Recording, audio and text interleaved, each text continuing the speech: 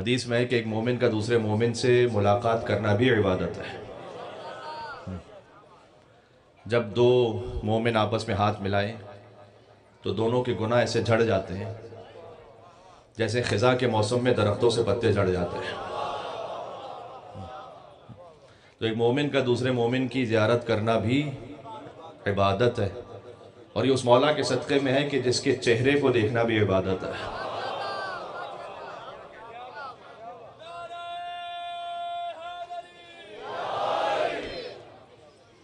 علی کے چہرے کو دیکھنا عبادت ہے۔ میرے سارے شیعہ سنی بھائی جہاں تک آواز جا رہی ہے، حضور کے علاوہ صحابیوں میں سے کوئی ایسا نہیں بعد میں پھر حضور کے بعد کہ جس کے چہرے کو دیکھنا عبادت ہو، سوائے علی بن ابی طالب کے۔ تو احترام تو سب کا ہے، لیکن جس کو دیکھنا عبادت ہے وہ علی ہے، اس لیے کہ علی کعبے کی طرح ہے۔ یا علی مثلک مثل الکعبہ، علی آپ کی مثال کعبے کی مثال ہے۔ کعبے کو دیکھنا عبادت ہے، ویسے ہی مولا علی کو دیکھنا عبادت ہے۔ ہائے ہائے ایک جملہ کہنے لگا ہوں، لیکن چونکہ علی مولود کعبہ ہے، ہاں لہٰذا کعبے اور علی میں بھی ایک فرق ہے، اور فرق یہ ہے کہ یہاں بیٹھ کر کعبہ کعبہ کرتے جاؤ تو ثواب نہیں ملے گا، علی علی کرتے جاؤ تو ثواب ملتا چلا جائے گا۔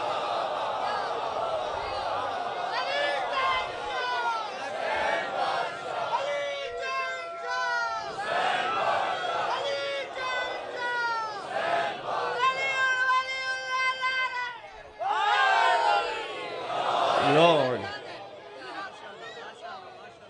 آپ کی سماعتوں کے کیا کہنے؟ میں بڑا سن رکھا ہے گجرانوالہ کے بارے میں، اور آپ مومنین کے بارے میں، اور آپ کی سماعتوں کے بارے میں کیا ہی کہنا آپ کا۔ یعنی یہ کہ یہاں بیٹھ کر آپ ذکر علی کرتے جائیں، کیونکہ حضور نے فرمایا ہے کہ ذکر علی عبادہ، اور کیا ہی خوبصورت انداز سے آپ نے نعرہ حیدری کی صدا بلند کی، اکثریت کے ہاتھ بھی بلند ہو گئے، اس لیے کہ ایک اہل سنت عالم سے منقول ہے کہ ان سے پوچھا گیا کہ آپ سنی ہیں؟ انہوں نے کہا 100%۔ کہ پھر بھی علی علی کرتے ہیں؟ کہا 100%۔ کوئی علی کو شیعوں کی میراث تھوڑی ہے فقط، علی تو انسانیت کے لیے ہے۔ ہائے ہائے ہائے، ہاں تو آپ سنی ہے؟ کہا 100%۔ کہ پھر بھی علی علی کرتے ہیں؟ کہا 100%۔ کہ علی اور باقی اصحاب میں فرق ہے؟ کہا 100%۔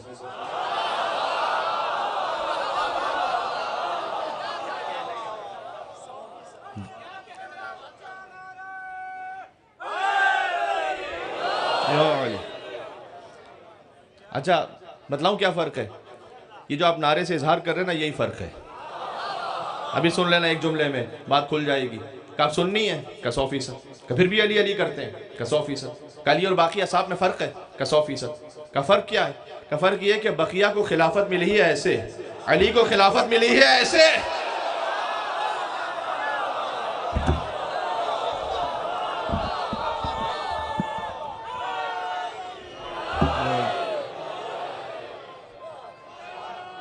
ہائے ہائے اللہ اکبر۔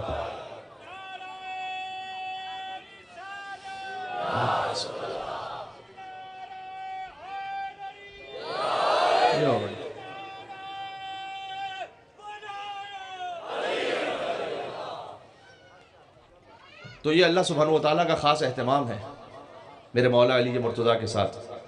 اچھا جب حضور نے فرمایا کہ ذکر علی عبادہ، پتہ ہے اس میں خود مولا علی کی عصمت پوشیدہ ہے۔ پتہ ہے کیوں؟ اس لیے کہ یہ نہیں کہا کہ زندگی کے کون سے حصے کا ذکر عبادت ہے، جو بھی ذکر کرو عبادت ہے۔ یعنی مولود کعبہ ہیں، کعبے کا ذکر کرو، علی کی آمد کعبے میں ہوئی، عبادت ہے۔ کعبے سے باہر علی کی ماں ہاتھوں میں لے کر آئیں، عبادت ہے۔ علی آغوش مادہ سے آغوش رسالت میں آئے، علی نے آنکھیں کھولی، عبادت ہے۔ پہلی زیارت جو رسول کی یہ ذکر کرو، عبادت ہے۔ گہوارے میں گلہ اجدر کو چیر دیا، ذکر کرو، عبادت ہے۔ شب ہجرت بستر رسالت پر سو گئے۔ اب آپ سوچیں کوئی انسان کتنا عظیم ہوگا کہ جس کا سونا بھی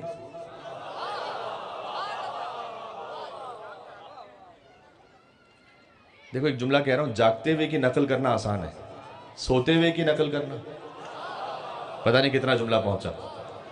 کوئی کہے آپ کے فلاں کی طرح سو جاؤ. حضور نے کہا علی کیا آپ میرے بستر پر سو جائیں گے؟ کہا یا رسول اللہ میرے سونے سے آپ کی جان بچ جائے گی. کہا علی جان بچ جائے گی اگر تم ہم بن کر سو جاؤ.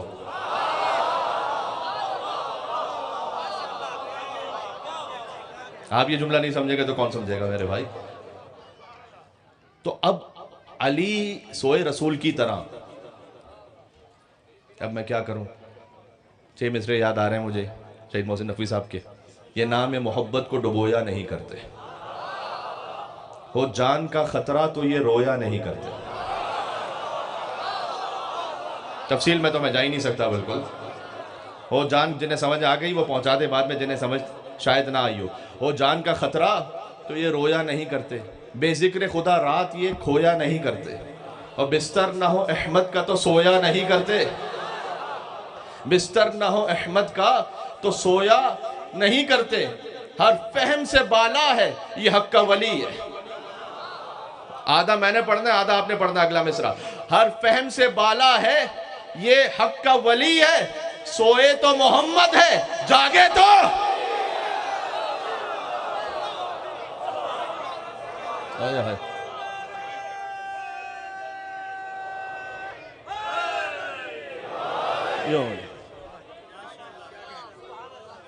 اس کا مطلب کیا ہوا؟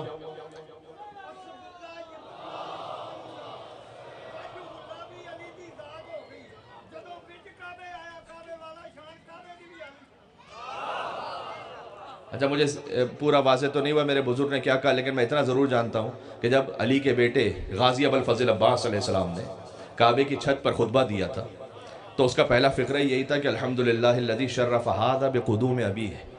حمد اس پروردگار کی کہ جس نے اس کعبے کو شرف بخشا.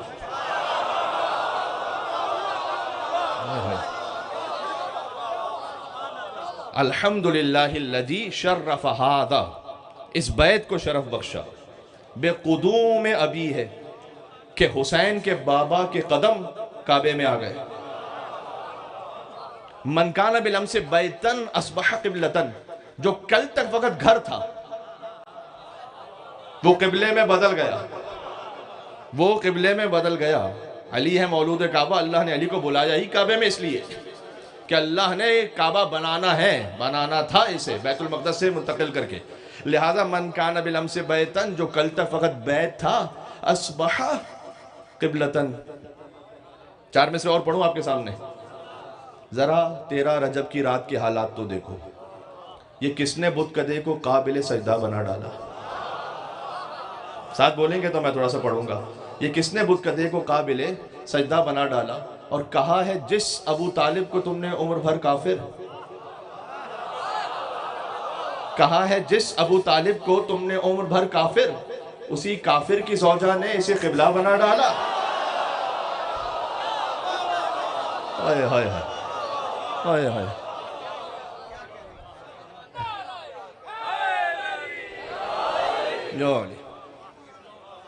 جی یہ فقط آپ کے مذہب کی شان ہے کہ لوگوں کو امام بنانے پڑے ادھر ادھر سے. یہاں وہاں سے کسی کو ادھر ادھر سے ملا، اور ہمیں امام بھی اپنا خدا کے گھر سے ملا. ہمیں امام بنانے کے لیے کہیں جانے کی ضرورت نہیں ہے. ہمیں اپنا امام خدا کے گھر سے ملا ہوا ہے. اللہ سبحانہ و تعالیٰ نے علی ابن ابی طالب کو اس کعبے میں اتار کر یہ سمجھایا کہ دیکھو بعد از رسول، دیکھو یہ جتنی بات ہو رہی ہے نا، میں نے بات شروع کی ہے مولا علی سے، لیکن اتنا جانتے ہو نا کہ علی شاگرد رسول ہے. صحیح شیعہ عقیدہ یہی ہے. علی کا اس کائنات میں 3 نمبر ہے. گھبرا تو نہیں کہ میں نے کیا کہہ دیا؟ سب سے پہلے ہے خدا، پھر ہے مصطفیٰ، پھر ہے مرتضیٰ. یہی صحیح شیعہ عقیدہ ہے. جو علی رب کہے وہ شیعہ نہیں ہے، وہ بات لے اسے اپنی محفل سے نکال. جو علی کو خدا سمجھے، خدا جیسا سمجھے، نہیں، غلط ہے. علی کا اس کائنات میں 3 نمبر ہے. تو علی سے کائنات میں کتنے بڑے ہیں بھائی؟ ایک اللہ، ایک مصطفیٰ. لیکن لطف کی بات یہ ہے کہ ان دونوں بڑوں نے یہ کہا ہے کہ جنت میں وہ جائے گا جس کے دل میں یہ چھوٹا ہوگا.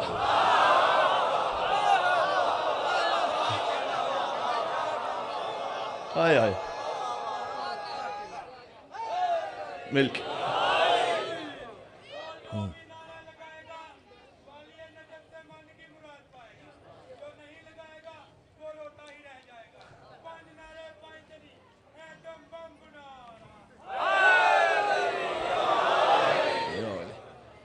یہ علی کا ذکر ہی ایسا ہے جو کلیجوں کو چیر دیتا ہے. السلام علیکم نعمت اللہ علی المومنین و نقمت اللہ علی الکافرین. یہ مولا علی کی زیارت میں ہے. سلام ان علی پر کہ جو مومنین پر اللہ کی نعمت ہے اور کافروں پر اللہ کا عذاب ہے. وہی ایک علی، وہی ایک علی ہیں. خود مومن کے دل میں آئے تو مومن کے علاوہ کوئی علی سے محبت کر نہیں سکتا. اب میں یہاں شیعہ سنی کی تو بات ہی نہیں کر رہا. ہاں میں تو ایک بات کر رہا ہوں کہ ہر شریف النفس انسان اس کے دل میں مولا علی کی محبت ہے. دیکھو خلافت کا مقتہ علی ہے، چوتھے خلیفہ ہے نا ہمارے مسلمان بھائیوں کے، اور امامت کا مطلع علی ہے. یہ بات پہنچی تو خلافت کا مقتہ علی، امامت کا مطلع علی. جسے رسول اللہ تک پہنچنا ہے اسے گزرنا ہے علی سے، اس کے بغیر تو نہیں ہو سکتا. جی اس کے بغیر ممکن ہی نہیں. اچھا ایک تیسرا طریقہ ہے صوفیت کا. تو آپ کسی بھی صوفی سے پوچھ لیں کہ بھائی پیروں کے پیر کون ہے، تو چاہے صوفیت سے جاؤ رسول اللہ تک، چاہے خلافت سے جاؤ رسول اللہ تک، چاہے امامت سے جاؤ رسول اللہ تک، جانا علی سے، اس کے بغیر نہیں ہو سکتا. اچھا بہت ماشاءاللہ کثیر تعداد میں مومنین تشریف فرمائے اور بہت خوبصورت سماعتیں ہیں آپ کی. تو میں ایک جملہ ہدیہ کرنا چاہتا ہوں کہ جہاں کہیں جس حصے کا ذکر کر دو میرے مولا علی کے، میں نے کیا کہا، حضور نے فرمایا ذکر علی عبادہ، کا ذکر کرنا عبادت ہے. تو چاہے علی کی ولادت کے احوال سے لے کر شہادت تک یہ ہے معصوم علی، بے خطا علی، جس کو ہم کہتے ہیں عصمت مطلقہ. بہت آسان کرتا ہوں بات کو. جب میرے مولا منبر خلافت پر آئے نا تو اب دیکھو بزرگ جو بھی گزر چکے تھے میرے مولا علی سے پہلے، وہ رسول اللہ کی جگہ پہ نہیں بیٹھتے تھے. وہ ایک زینہ نیچے آ کے بیٹھتے تھے، پھر ایک اور زینہ نیچے آ کے بیٹھتے تھے. جب میرے مولا علی آئے تو پہلے زینے پہ قدم رکھا، دوسرے پہ قدم رکھا، اور وہاں آ کے بیٹھے جہاں رسول اللہ بیٹھتے تھے. ایک جوان کھڑا ہو گیا. ابھی میں مولا علی کا جملہ سناتا ہوں کیونکہ آپس میں سیما گویاں ہونے لگی کہ یہ کیسے ہو گیا کہ علی وہاں بیٹھ گیا جہاں رسول اللہ بیٹھتے تھے. دیکھو ابھی علی نے کچھ کہا نہیں، ابھی کہہ کر سمجھایا نہیں، کچھ عمل کر کے بتلایا کہ تمہاری نگاہ میں ہو سکتا ہے کہ رسول کے بعد چوتھی خلافت ہے، لیکن علی جو بیٹھا ہے نا آگے، یہ بلا فصل پہلی ہی خلافت ہے. میں وہاں بیٹھا ہوں جہاں رسول اللہ بیٹھتے تھے. زیادہ خستہ نہیں کرنا چاہتا. ایک جوان کھڑا ہو گیا، اس نے کہا علی آپ یہاں کیسے بیٹھ گئے کہ جہاں رسول اللہ بیٹھتے تھے؟ تو میرے مولا نے دو جملے کہے، عربی کے اتنے آسان جملے ہیں کہ آپ اس کا لطف محسوس کریں گے. میرے مولا نے کہا الحمدللہ علی احسانہ. جملہ سننا، الحمدللہ علی احسانہ قد رجع الحق علی مکانہ. ہم پروردگار کی اس کے احسان پر کہ آج حق اپنے مقام پر واپس آ گئے تھے. یہ جملہ سنا آپ نے؟ آج علی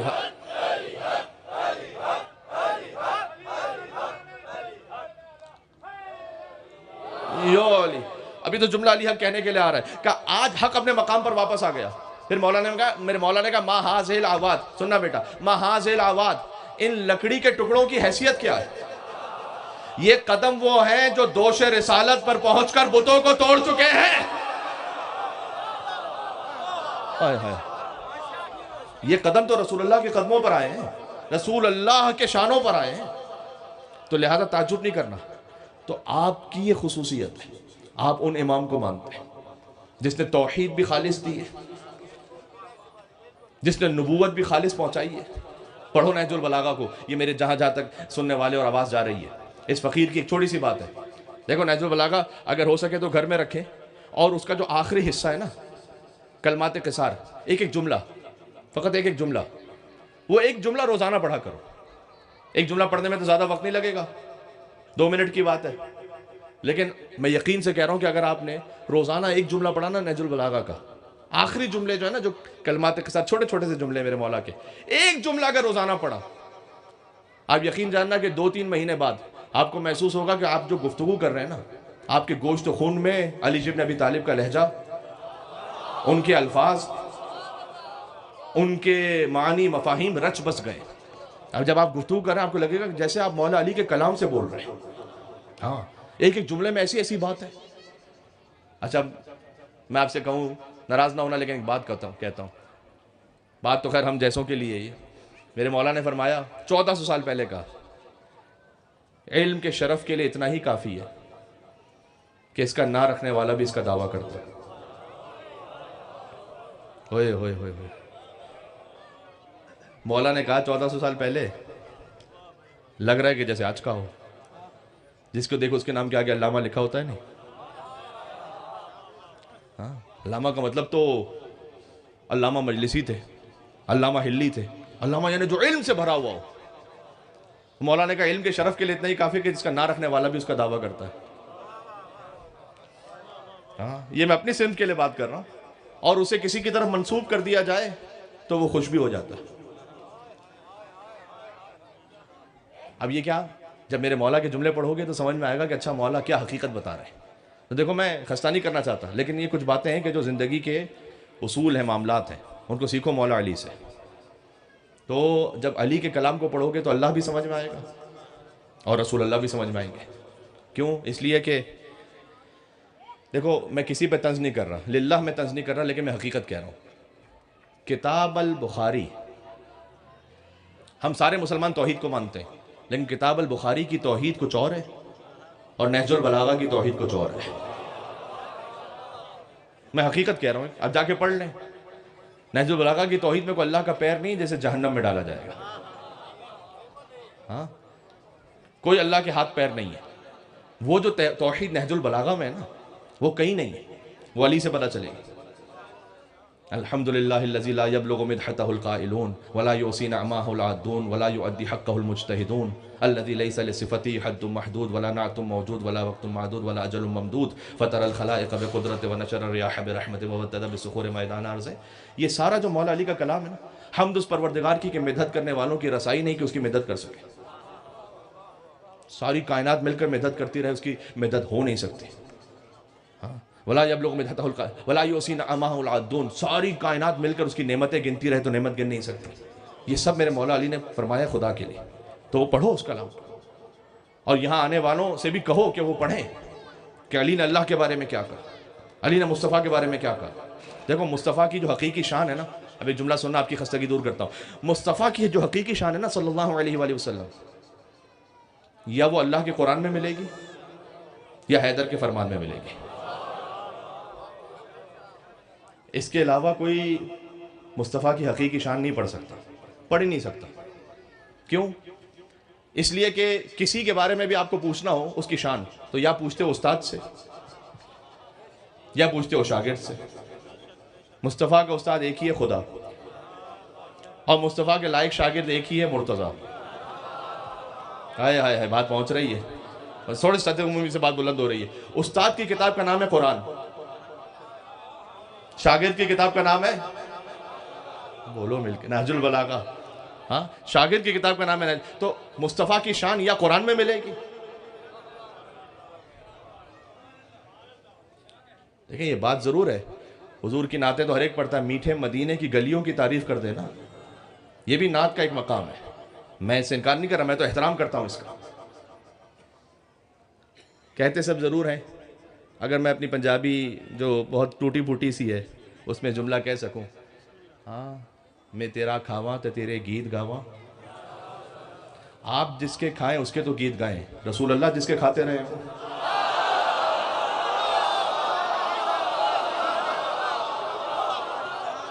ہائے ہائے ہائے، کیا کہیں۔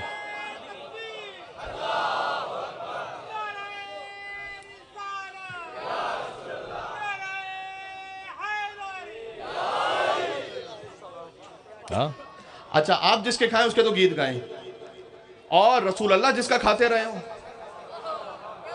جس ابو طالب کے گھر پہ کھاتے رہے ہوں، ہائے ہائے ہائے ہائے، میں کیا عرض کروں، جس ابو طالب کا نمک کھایا ہے رسول اللہ نے، مجھے کہنے میں کوئی عار نہیں ہے، اس لیے کہ اللہ نے کہا قرآن میں، الم یجدک یتیما فآویٰ ووجدک ضالا فہدیٰ ووجدک عائلا فاغنیٰ، اے رسول آپ یتیم تھے، میں نے پالا آپ کو۔ بھئی پالا تو ابو طالب نے، پالا تو ابو طالب نے، تو اللہ کیوں کہہ رہا ہے میں نے پالا؟ اچھا مجھے پورے قرآن میں بتلاؤ اللہ نے کسی کافر کے عمل کو اپنا عمل کہا ہو؟ پورے قرآن میں بتلاؤ کہ اللہ نے کسی کافر کے کام کو اپنا کام کہا ہو؟ نہیں کہا نا۔ اللہ کی تو شان یہ ہے کہ وہ نبیوں کے کام کو اپنا کام کہتا ہے۔ ابو طالب نے پالا محمد کو۔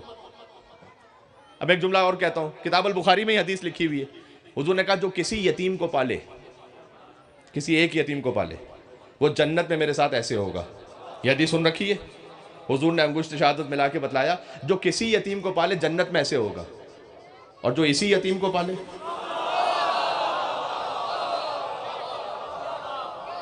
ہائے ہائے ہائے، ہے میرے ساتھ آپ یا نہیں ہے؟ اچھا پتہ ہے ابو طالب علیہ السلام سے جو دشمنی ہے نا، اچھا میں بڑے برادران سنت کو جانتا ہوں جو حضرت ابو طالب علیہ السلام سے بڑی محبت اور عقیدت رکھتے ہیں، میں ان کی بات نہیں کر رہا، یہ تو ایک الگ سے ناصبیوں کا ٹولہ ہے، میں اس کی بات کر رہا ہوں۔ ورنہ آپ نے مجھے میڈیا پہ دیکھا ہے، دو چار الفاظ میں کہہ دیتا ہوں وہاں پر، مولا کی برکت سے کچھ قبول ہو جائے تو بس۔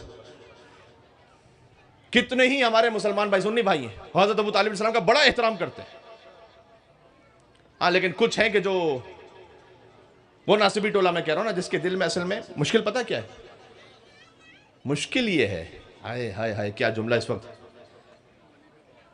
علی کے باپ ہیں، مشکل تو یہی ہے، لیکن میں اس کو اور وضاحت کے ساتھ کہتا ہوں۔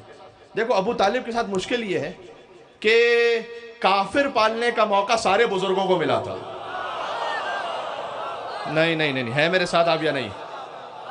بھائی ابو طالب علیہ السلام سے جو دشمنی ہے وہ فضیلت کی دشمنی ہے، اس لیے کہ کافر پالنے کا موقع سارے بزرگوں کو ملا تھا، محمد پالنے کا موقع، نبی پالنے کا موقع سوائے ابو طالب کے کسی کو نہیں ملا تھا۔ کیا شان ہے ابو طالب کے گھر کی کہ جو پل جائے یا نبی ہو جاتا ہے یا امام ہو جاتا ہے۔ تو یہ دو ہستیاں ہیں کہ جن کا احسان ہے رسول اللہ پر، ایک ابو طالب علیہ السلام، ایک بی بی خدیجہ الکبریٰ سلام اللہ علیہ۔ اچھا ابو طالب علیہ السلام کا تو احسان یہ ہے کہ پہلی دعوت ہی ہوئی ابو طالب علیہ السلام کے صدقے میں، ان کے گھر پر ہوئی ہے، اور جب حضور مکرم کھانا کھلانے کے بعد حضور کو اللہ نے کہا تھا کہ ان کے لیے وانذر عشیرتک الاقربین، اپنے قرابت داروں کو ڈراؤ، اور کھانے کا اہتمام کیا تھا کس نے؟ ابو طالب نے۔ تو پروردگار تو نے تو من و سلوہ نازل کیا تھا اپنی قوم بنی اسرائیل کی قوم کے لیے، تو حضور کے لیے بھی نازل کر دیتا کچھ۔ کہنے میں شروع سے سارے مسلمانوں کو ابو طالب کے گھر کا نمک حلال بنا رہا ہوں۔ وہ وقت ہے اور آج کا وقت ہے، ابو طالب کے ماننے والوں کے یہاں نیاز کی کبھی کمی نہیں ہوئی، تبرک کی کبھی کمی نہیں ہوئی۔ لوگ کھلاتے ہیں تو بورڈ لگا کے کھلاتے ہیں، مستحق آ کے کھا کے جائیں۔ جب مولا حسین کے نیاز ہوتا ہے، تبرک ہوتا ہے، کوئی مستحق وغیرہ کی بات نہیں ہے۔ کوئی فقیر بھی ہو تو عزت سے کھا کے جاتا ہے، بڑا امیر بھی ہو تو وہ فقیر بن کر وہاں بیٹھ جاتا ہے اور کھا کے جاتا ہے۔ تو یہ شان ہے ابو طالب کے دسترخوان کی، ہے میرے ساتھ؟ تو حضور نے وہ جب گفتگو کرنا چاہی تو ابو لہب کھڑا ہو گیا تھا اور اس نے بات نہیں کرنے دی تھی رسول اللہ کو۔ دوسرے دن ایسا ہی ہوا، تیسرے دن ایسا ہی ہوا، کھانا کھا کے چلے جاتے تھے، رسول اللہ کی بات نہیں سنتے تھے۔ وہ دن ہے اور آج کا دن ہے، بہت سے لوگ مجلس کا تو بائیک آؤٹ کر دیتے ہیں لیکن نیاز میں آ جاتے ہیں پھر بھی۔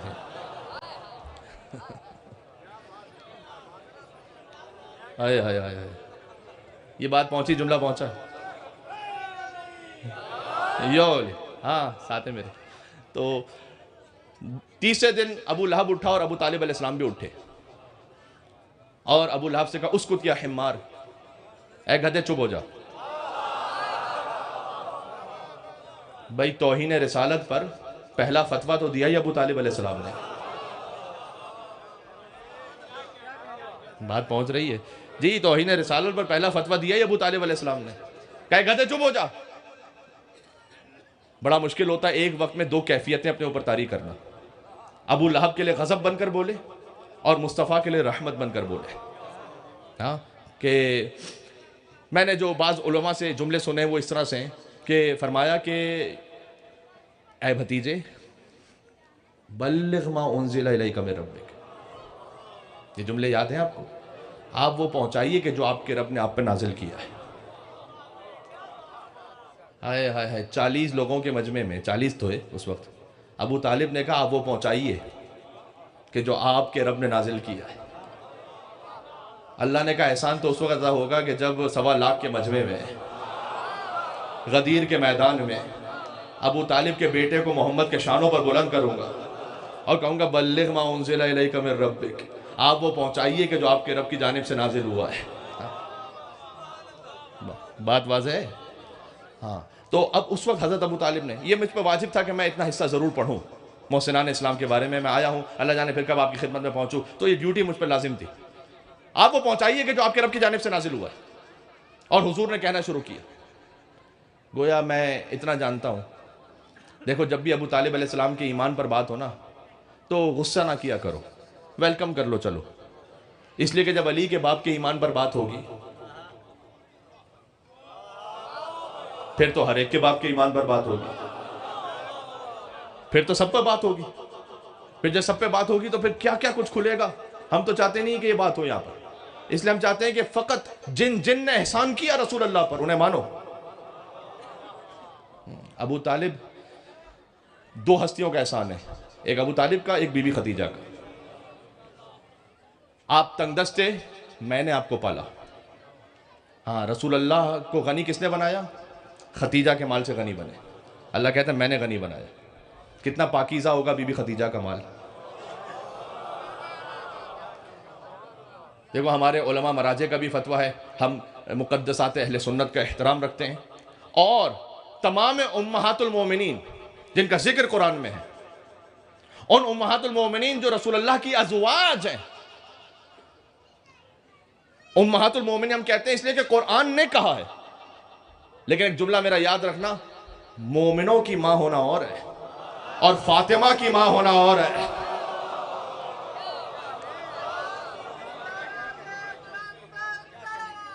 اللہ،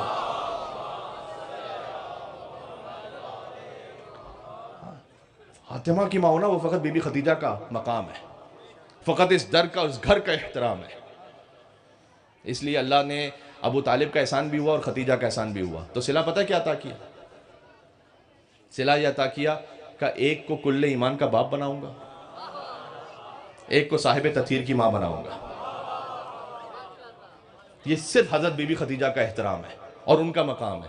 تطہیر خدیجہ کے لیے اور کہوں کیا، جس گھر میں رہی اس کے افراد بھی معصوم۔ آخری مصرے پہ توجہ رکھنا، اور اگر کچھ بات پہنچے تو ضرور دعا سے نوازنا۔ تطہیر خدیجہ کے لیے اور کہوں کیا، جس گھر میں رہی اس کے افراد بھی معصوم۔ اور یہ سارے زمانے میں خدیجہ کا شرف ہے کہ اولاد بھی معصوم ہے، داماد بھی معصوم۔ آئے آئے، بات سمجھ میں آئی؟ تو اس خانوادے کے برابر کوئی نہیں ہے۔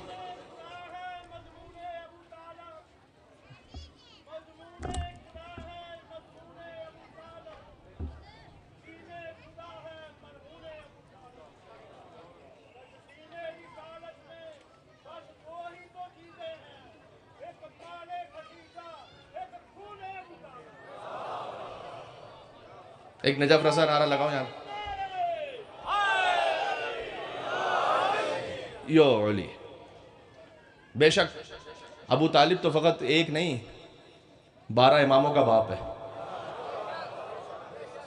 ہاں، حیدر ہوں کہ حسنین کے سجاد خدا ہوں، باقر ہوں کہ جعفر ہوں کہ موسیٰ کے رضا ہوں، جواد تقی ہوں یا نقی مست دعا ہوں، یا سرکار حسن عسکری انجم بقبا ہوں، یا مہدی یا آخر کے حجابوں میں چھپا ہوں، ہر جز اسی پیکر غالب سے ملے گا، ہر جز اسی پیکر غالب سے ملے گا، اور ہر فرد کا شجرہ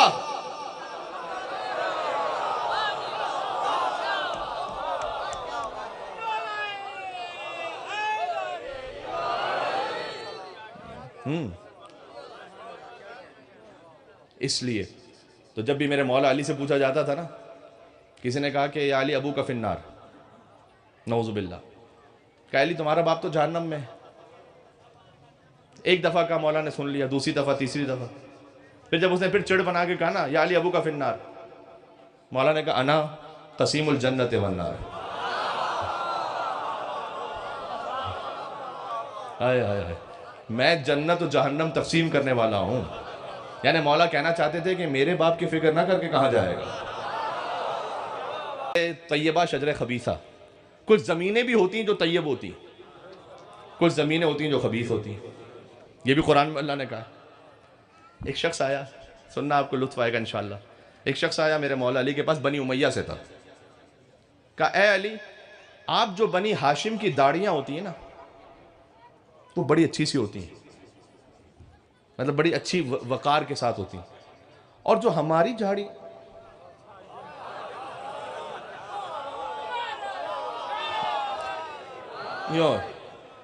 لفظ تو مجھے کچھ اور کہنا تھا، میرے زبان سے کچھ اور لفظ نکلا، اور صحیح اس لیے نکلا کہ میرے مولا نے آگے کہا، میرے مولا نے کہا کہ تمہاری داڑیوں کا ذکر بھی قرآن میں ہے اور ہماری داڑیوں کا ذکر بھی قرآن میں ہے۔ کہا علی قرآن میں ذکر ہے؟ مولا نے سورہ اعراف کی آیت پڑھی، وَالْبَلَدُ الطَّيِّبُ يَخْرُجُ نَبَاتُهُ بِإِذْنِ رَبِّهِ، جو پاکیزہ زمین ہوتی ہے نا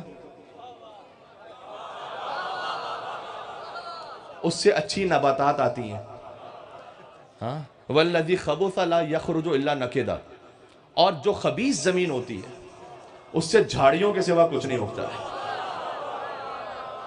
ہے۔ عجب ہے، یہ میرے مولا نے قرآن میں پڑھا، سورہ اعراف کی آیت ہے۔ اس کا مطلب کیا ہے؟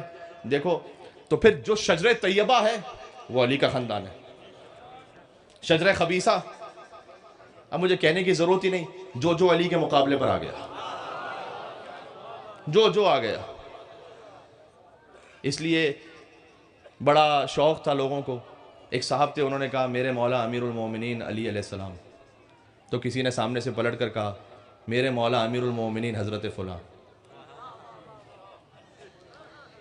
جوان جانتے ہیں آج کل کاپی پیسٹ کا زمانہ ہے،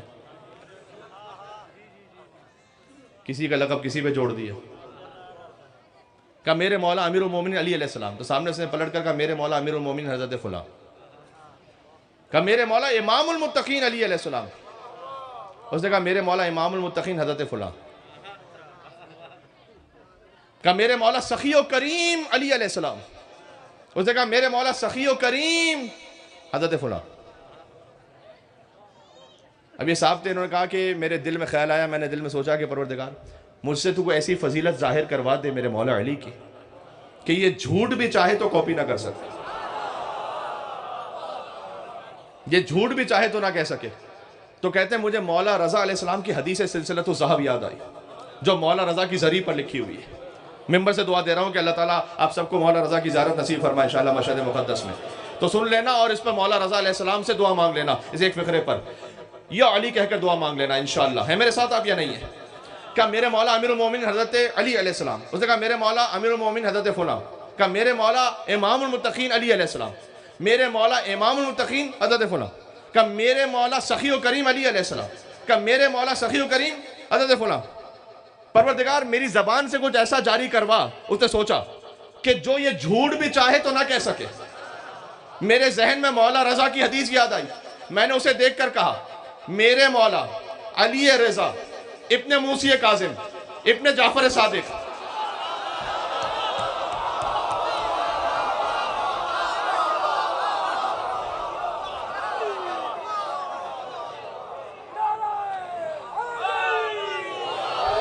ہائے ہائے ہائے بھائی شجر طیبہ سنا رہا ہوں، پورا مجمع پہنچ گیا، لیکن میں ثواب کی خاطر جملہ کہہ دوں، میرے مولا علی رضا ابن موسی کاظم ابن جعفر صادق ابن محمد باقر ابن علی زین العابدین ابن حسین ابن علی ابن ابی طالب نے یہ ارشاد فرمایا، اس سے دیکھ کر کہا تو بھی تو اپنے پیر کا شجرہ بیان کر کے بتا۔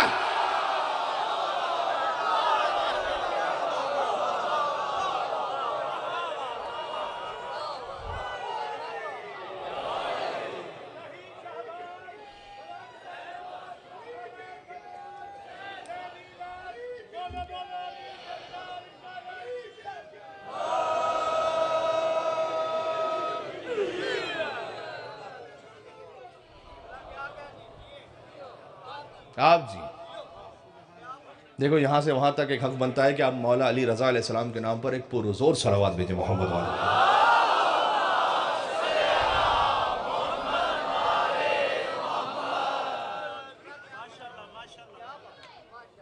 بس اس فقیر کا کہنا یہ تھا کہ جو علی کا پورا خانوادہ ہے نا وہ ہے شجرہ طیبہ، ان کو نہ ملاؤ کسی کے ساتھ. اس لیے کہ کوئی ہے نہیں علی جیسا، اس لیے کہ علی ہے محمد جیسا. ہاں نفس رسول ہے، نفس کا مطلب ہے کہ اس جیسا. تو علی ہے. آخری فقرہ سنو اور پھر جا رہا ہوں مصائب پہ انشاءاللہ، اور دعا سے نوازنا انشاءاللہ سے کہ میرے مولا میں قطب عالم امکان ہوں. میری حیثیت خلافت کے معاملے میں ایسی ہے کہ جیسے چکی کی کیل کہ جس کے گرد سارا نظام گھوم رہا ہو یعنی وہ مرکز ہے. تو علی قطب عالم امکان ہے، علی مولا المومنین ہے، علی یاسوب الدین ہے، علی نبی عظیم ہے، علی مبید الشرک والمشرکین ہے، علی قاتل الناکثین والقاسطین والمارقین ہے، علی ابو الیتامى والمساکین ہے، باب حکمت رب العالمین ہے، عمود الدین ہے، اول العابدین ہے، علی شبیہ ہارون ہے، علی نفس الرسول ہے، علی زوج البتول ہے، علی سیف اللہ المسلول ہے، علی امیر البررہ ہے، قاتل الفجرہ ہے، قسیم الجنت والنار ہے، صاحب اللواء ہے، سید العرب ہے، کشاف الکرب ہے، صدیق اکبر ہے.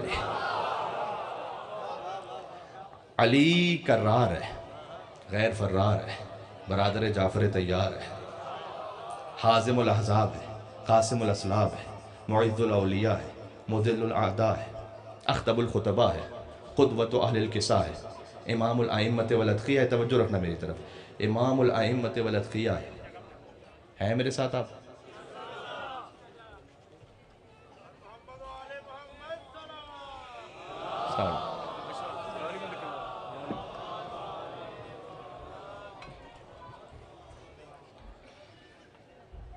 ایک مل کے پرزور صلوات بھی بھیجو، ایک نعرہ بھی لگا دو مولا علیہ السلام کے نام کا انشاءاللہ سے. اللہم صلی علی محمد.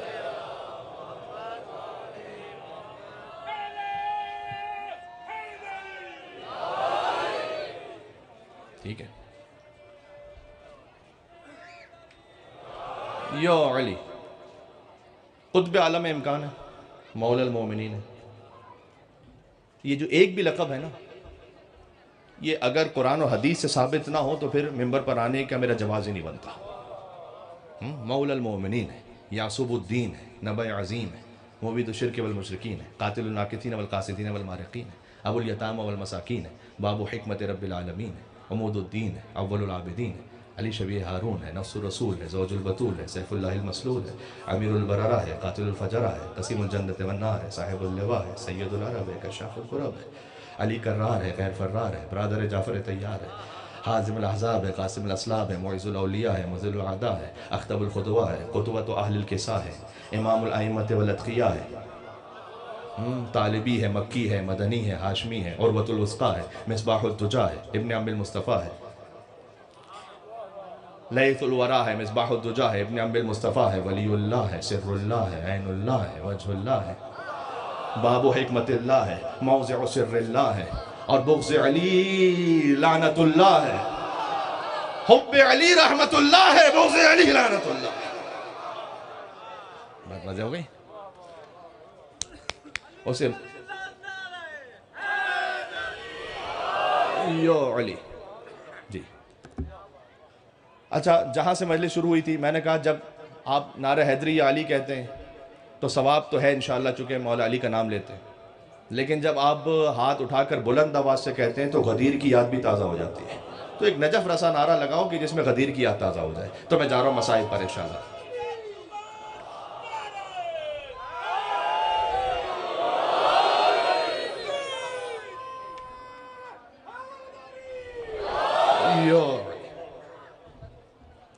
بات پہنچ گئی. اللہ تعالیٰ آپ کو شاد و آباد رکھے اور کوئی غم نہ عطا فرمائے سوا غم ابا عبداللہ الحسین علیہ السلام کے. حاجات کی برابری چاہتے ہیں، ایک نسخہ دے کے جا رہا ہوں. میری مائیں بہنیں جو سن رہی ہیں، لوگ کہتے ہیں کہ مولانا صاحب دعا کے لیے کچھ بتائیں. بہت سادہ سی بات ہے، وہ پڑھوں گا کہ جو میرے مولا نے فرمایا ہے. ہر نماز کے بعد، نماز کی بات کی نا میں نے، ہر نماز کے بعد صرف ایک مرتبہ بسم اللہ الرحمن الرحیم کے ساتھ ملا کر قل هو اللہ احد کا سورہ پڑھنا. چھوٹی سی بات ہے، لیکن میرے مولا نے فرمایا ہے کہ جو قل هو اللہ احد کے سورے کو نماز کے بعد پڑھے، اللہ عز و جل اسے دنیا اور آخرت کا خیر عطا فرمائے گا، اس کے اور اس کے والدین کے 50 سال کے گناہوں کو معاف فرمائے گا.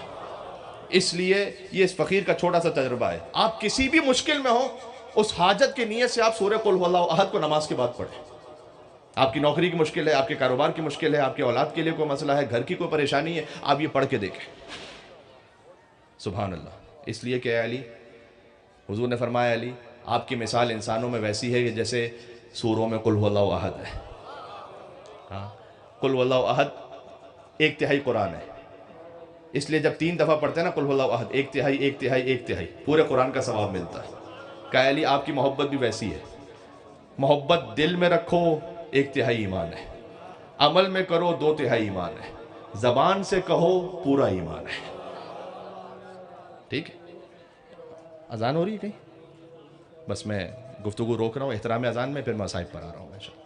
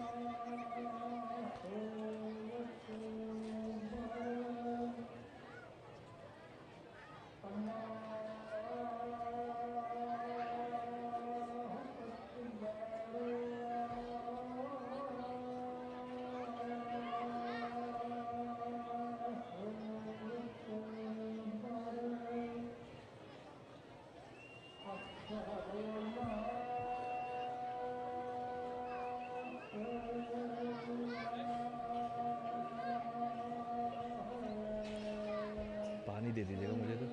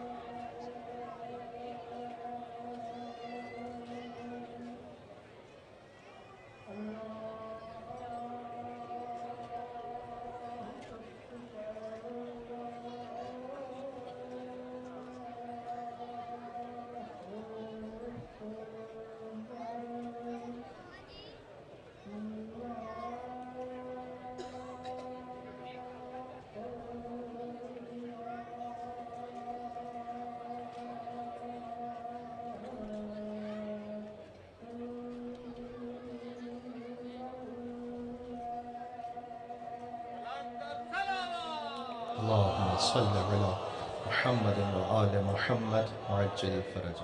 ہاں دیکھو اب جو جہاں پر ہے وہ وہیں پر بیٹھ جائے۔ احترام مصائب میں 2 جملے مجھے کہنے۔ توجہات رکھنا، جس مولا کا ذکر سننے آئے ہو، مجلس بیاد حسین ہے۔ وَلَأَبْكِيَنَّ عَلَيْكَ بَدَلَ الدُّمُوعِ دَمًا۔ آج جمعہ کا دن ہے، پھر مولا امام زمانہ فرماتے ہیں کہ اے میرے جد حسین، میں آپ پر فقط پانی کے آنسو نہیں بہاتا، میں خون کے آنسو بہاتا ہوں۔ آئے آئے۔ علماء سے منقول ہے کہ یا ملا باقر مجلسی رحمۃ اللہ علیہ ان کے خواب میں، یا ملا مقدس ازبیلی کے خواب میں سیدہ سلام اللہ علیہ تشریف لائیں اور فرمایا کہ تو میرے بیٹے حسین کے مصائب پڑھتا ہے، لیکن سب سے بڑی مصیبت کیوں نہیں پڑھتا؟ اس نے کہا کہ ابھی بھی سب سے بڑی مصیبت کیا ہے آپ کی؟ کہ میرے حسین کے لیے تیر و تلوار بڑی مصیبت نہیں ہے، میرے حسین کے لیے بڑی مصیبت وہ تھی کہ جب وہ اپنی بہن زینب سے ودا ہو رہا تھا۔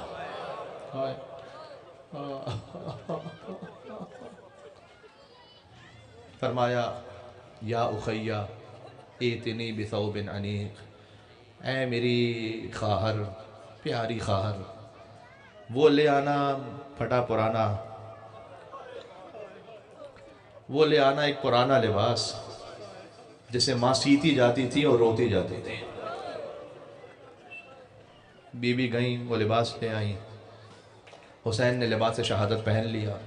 آئے آئے، بکھرائے بال اہل حرم ساتھ ساتھ تھے، پٹکے میں شاہدین کے سکینہ کے ہاتھ تھے۔ حسین ابھی ذوالجناح کے قریب پہنچے تھے، کبھی عباس آتے تھے سوار کروانے، کبھی اکبر آتے تھے، کبھی حبیب آتے تھے۔ فرمایا یا فرسان الحیجا و یا ابطال الصفا، ارے میرے شیروں کیا ہو گیا ہے تمہیں؟ تمہارا مولا ذوالجناح پہ سوار ہونا چاہتا ہے، ما لکم، کیا ہو گیا؟ میں تمہیں پکارتا ہوں فلا تجیبونی، جواب کیوں نہیں دیتے مجھے؟ کوئی عباس کا لاشا فرات پر تڑپ رہا ہو۔ اب کس نے سوار کیا میرے مولا حسین کو؟ میں مرزا دبیر کے 4 مصرے پڑھتا ہوں، کہتے ہیں حسین جب کہ چلے بعد دوپہر رن کو، نہ تھا کوئی کہ جو تھامے رکاب توسن کو، اور حسین چپ کے کھڑے تھے جھکائے گردن کو، اور سکینہ جھاڑ رہی تھی ابا کے دامن کو، نہ آسرا تھا کوئی شاہ کربلائی کو، فقط بہن نے کیا تھا سوار۔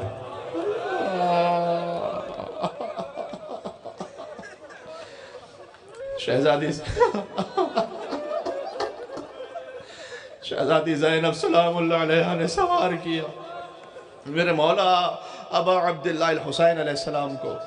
ابھی حسین کا ذوالجناح کچھ باہر نکلا تھا، خیمے سے کچھ آگے چلا تھا، میں نے خود اس مقام کی زیارت کی ہوئی ہے۔ ابھی وہ کنسٹرکشن ہو رہی ہے کربلا میں، تو وہ مقام اندر کی طرف چلا گیا، جب کھلے گا نا وہ مقام تو تلہ زینبیہ سے لے کر خیمہ گاہ کے درمیان کا جو مقام ہے، اس میں خود ایک زری کی میں نے زیارت کی ہے۔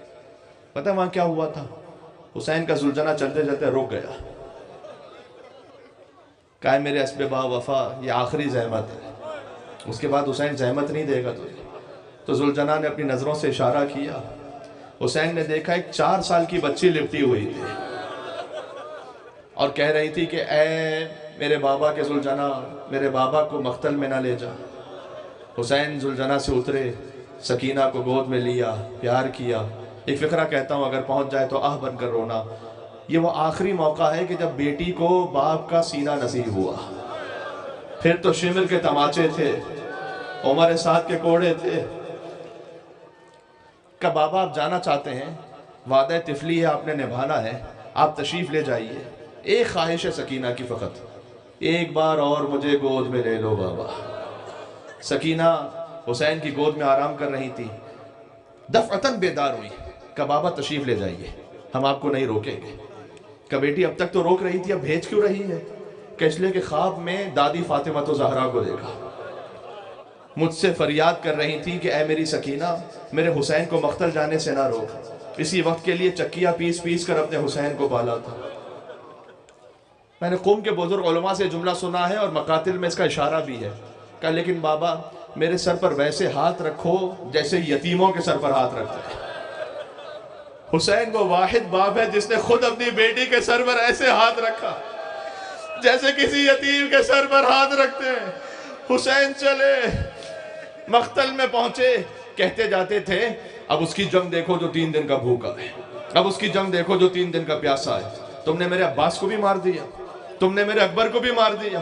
لڑتے لڑتے فرات کے قریب پہنچے، عباس کا لاشا رکھا تھا کہ عباس بوڑھے بھائی کی جنگ دیکھی عباس؟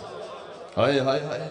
ایک وقت آیا، عصر کا ہنگام تھا، صدا آیا ایتھا النفس المطمئنہ، اے اطمینان والے حسین، پلٹ آپ نے رب کی بارگاہ میں، اس عالم میں کہ تیرا رب تجھ سے راضی ہے، تو اپنے رب سے راضی ہے۔ حسین نے حکم خدا سے تلوار کو نیام میں رکھا، بھاگی بھی فوجیں واپس پلٹی۔ اب مقتل سناؤں، وَفِرْقَةٌ بِالرِّمَاحِ وَفِرْقَةٌ بِالسَّيْفِ وَفِرْقَةٌ بِالْحَجَرِ، کسی کے ہاتھ میں تیر، کسی کے ہاتھ میں تلوار، کسی کے ہاتھ میں نیزہ۔ حسین زخمی ہوتے گئے، حسین زخمی ہوتے گئے، یہاں تک کہ راکب دوش رسول ذوالجناح پر ڈگمگا رہا تھا کہ دور سے حرملہ کا تیر چلا، حسین کے سینے میں پیوست ہوا۔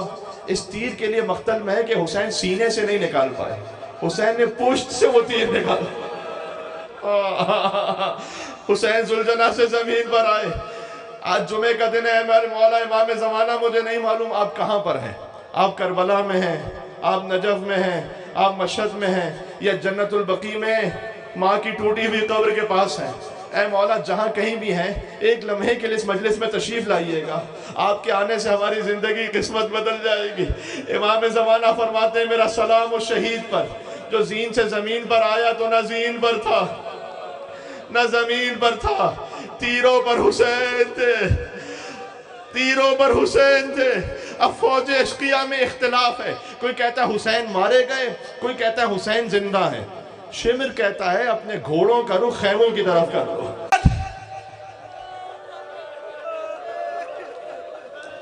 سکنت حواسک وخفیت انفاسک، مقتل میں حسین نے اپنی سانسیں روک لی تھی، ہاں اپنے اعضاء ساکن کر لیے تھے۔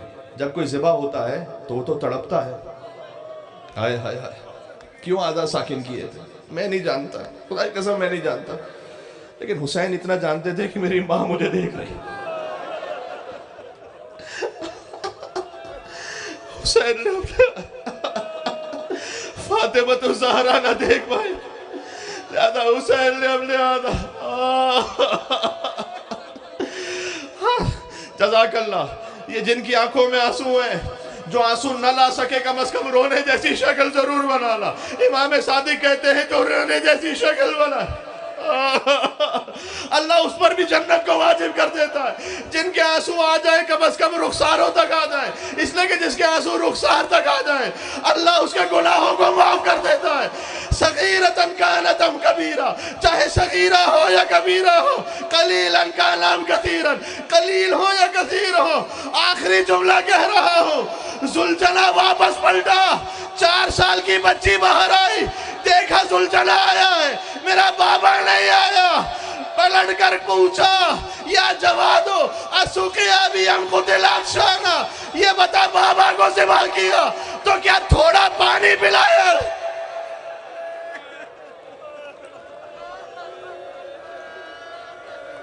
ام قتل عطشانا، حسین سیدہ کی گود میں ذبح ہو گیا۔ چلیں کربلا مولا، اپنے دلوں کو لے کر چلیں، دعا کی قبولیت کا موقع ہے۔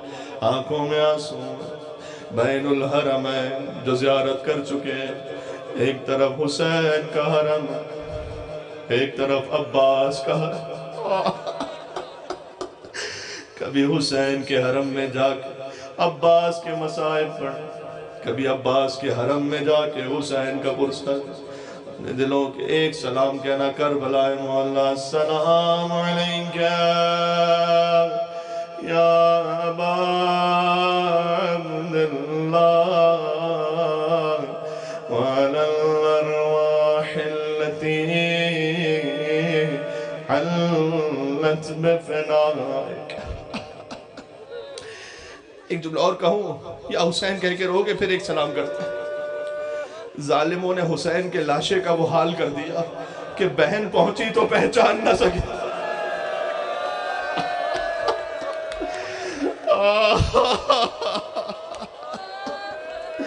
کہا انت اخی الحسین، مقتل میں یہ جملہ. بی بی نے پوچھا کیا تو ہی میرا بھائی حسین؟ اچھا مقتل کی روایت یہاں پر ختم ہو گئی، لیکن دل سے ایک آواز آتی ہے، شاید حسین نے پلٹ کر کہا ہو انتی اخت زینب، کیا تو ہی میری بہن زینب ہے؟ سر پر چادر کیوں لے؟ یہ پہلا موقع تھا، زینب کے سر سے چادر چھن گئی تھی. بی بی بے مقلا چادر کربلا کے صحرا میں. السلام علی الحسین.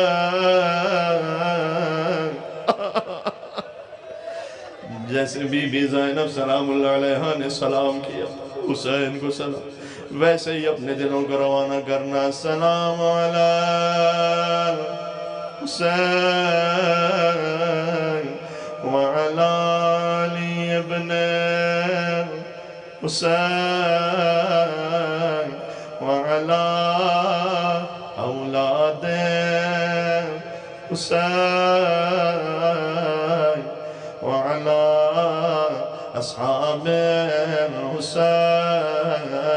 یا ابا عبداللہ یا حسین ابن علی ایہا الشہید یا ابن رسول اللہ یا حجت اللہ علی خلقہ یا سیدنا و مولانا انا توجہنا واستشفعنا وتوسلنا بک الاللہ وقدمناک بین یدائی حجاتنا. نام حسین بر یا وجیہان. ماشاءاللہ اتنے لوگ. اشفع لنا ساری حاجات کے لیے یا وجیہان.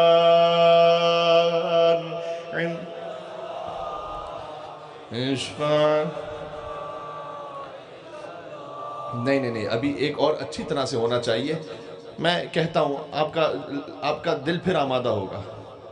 زینب حسین کی لاشیں کو چھوڑ کے چلی گئیں، 40 پر واپس پڑ گئی، تو دور سے حسین کی قبر کو دیکھا تو اپنے آپ کو اونٹ سے زمین پر گرا دیا، گھٹنیوں کے بل چلتی ہوئی آئی حسین کی قبر پر اور کہا بھیا آپ کی امانت شام کے زندان پہ چھوڑ کر آ گئی. سکینہ زندان شام میں مر گئی. ہم جلنا نام حسین پر باپ کو بیٹی کا وسیلہ دو. یا وجیہان عند اللہ اشفع لنا